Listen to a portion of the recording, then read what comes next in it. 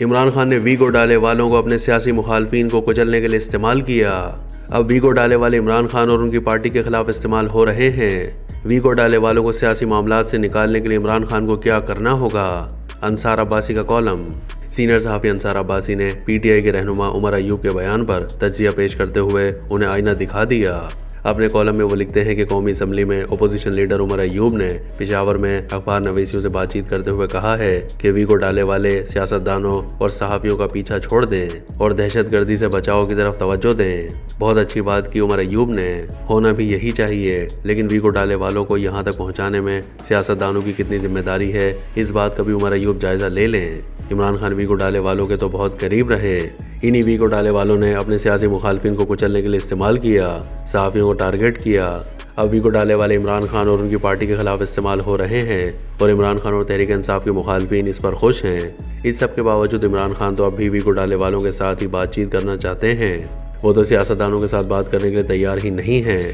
عمران خان کی تو کوشش ہے کہ ویگو ڈالے والے ایک بار پھر ان کے ساتھ مل جائیں اور ان کے مخالفین کے ساتھ وہی سلوک کریں جس کا شکار آج کل عمران خان اور پی ٹی آئی ہے۔ انصار عباسی لکھتے ہیں کہ چند دن پہلے خان صاحب نے کہا کہ وہ مذاکرات کے دروازے اسٹیبلشمنٹ سمیت سب کے لیے بند کر رہے ہیں۔ ویسے خان صاحب نے سیاستدانوں کے ساتھ مذاکرات کے لیے اپنا دروازہ تو کبھی کھولا ہی نہیں تھا، جبکہ وہ اسٹیبلشمنٹ کی منتیں ترلے ہی کرتے رہے کہ مجھ سے مذاکرات کر لیں۔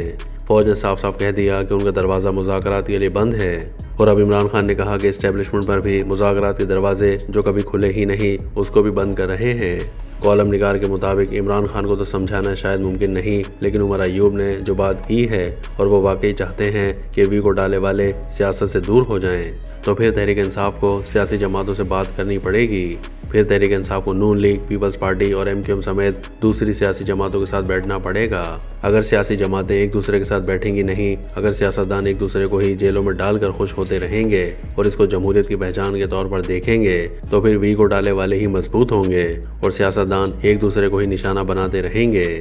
انصار عباسی نے پی ٹی آئی قیادت کو مشورہ دیا کہ عمر ایوب اور تحریک انصاف کے دوسرے رہنماؤں کو چاہیے کہ عمران خان کو سمجھائیں، نفرت کی سیاست ختم کریں، دوسروں کے خلاف گھٹیا زبان استعمال کرنے، جھوٹ اور بہتان تراشی سے اجتناب کریں اور سیاسی جماعتوں کے ساتھ مل کر اس ملک کو آئین اور قانون کے مطابق چلانے کے لیے اتفاق رائے پیدا کریں۔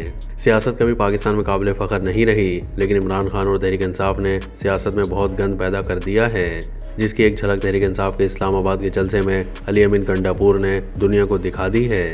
جو کچھ وہاں کہا گیا اس کے صحافیوں سے متعلق حصے پر تو عمر ایوب، بیرسٹر گوہر سمیت کتنے تحریک انصاف کے رہنماؤں نے معافی مانگی ہے، جبکہ کنڈاپور کی تقریر کے باقی حصوں پر بھی پہلے ایک دو دن تحریک انصاف کے رہنما معذرت خواہی دکھائی دیے، لیکن جیل سے عمران خان نے تو کنڈاپور کی تقریر کی مکمل حمایت کر دی اور یہ کہہ دیا کہ جو پی ٹی آئی رہنما اس تقریر کی مخالفت کر رہے ہیں وہ بزدل ہیں اور انہیں پارٹی چھوڑ دینی چاہیے۔ انصار عباسی نے کالم کے اختتام پر تجزیہ پیش کرتے ہوئے لکھا ہے کہ نہیں معلوم عمران خان کے اندر کا غصہ اور نفرت کیسے ختم ہوں گی۔ یہ غصہ اور نفرت اس وقت بھی موجود تھی جب عمران خان ملک کے وزیر اعظم تھے اور آج بھی ہے جب وہ جیل میں ہیں۔ تحریک انصاف کے کسی رہنما کی جرأت نہیں کہ وہ بات کرے جو عمران خان کی مرضی کے خلاف ہو، اس لیے ہوگا وہی جو عمران خان چاہتے ہیں۔ ویگو ڈالے والوں کو سیاسی معاملات سے نکالنا ہے تو پھر عمران خان کو صرف اور صرف سیاستدانوں سے ہی بات چیت کرنی پڑے گی۔ اگر ایسا نہیں ہوتا تو پھر ویگو ڈالے والے ہی سیاستدانوں کو اپنی مرضی سے ہی نچاتے رہیں گے۔